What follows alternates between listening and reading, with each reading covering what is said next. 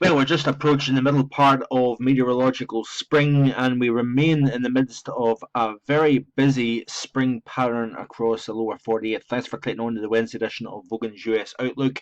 This is the GFS total accumulated precipitation for the next 10 days, and we maintain a very active weather pattern across the western half of the country.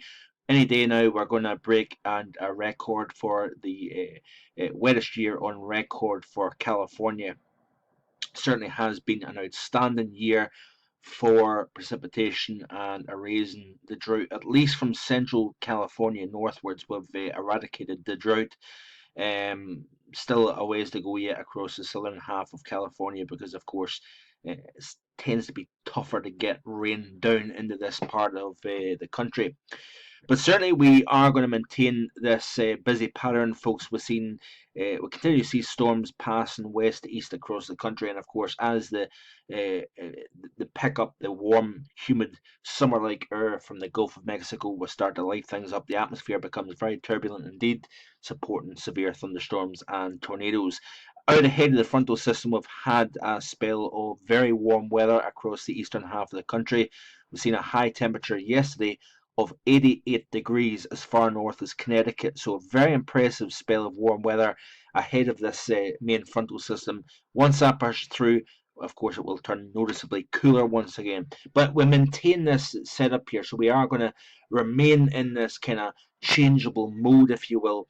Storms continuing to push into California, the western half of the country.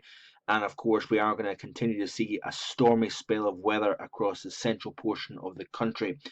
And it will be interesting as we start to enter the month of May, exactly those severe weather numbers, tornado totals, for example, reports of severe weather, whether it be damaging wind gusts or hail.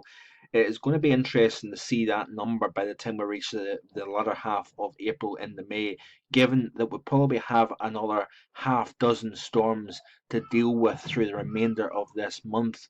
So it is going to be a turbulent end to the month of April. I don't really see any significant change in this weather pattern as we go towards spring's final month, the month of May, of course.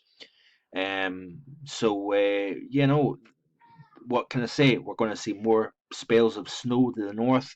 We're going to also see more heat across the Midwest and the eastern half of the country ahead of each frontal system pushing through. Also, California is approaching 800 inches of snow in parts of the High Sierra within the Tahoe region. So, mighty impressive, that's for sure. That's it for today. Short and sweet. Do check out the written post for more later on. Bye for now.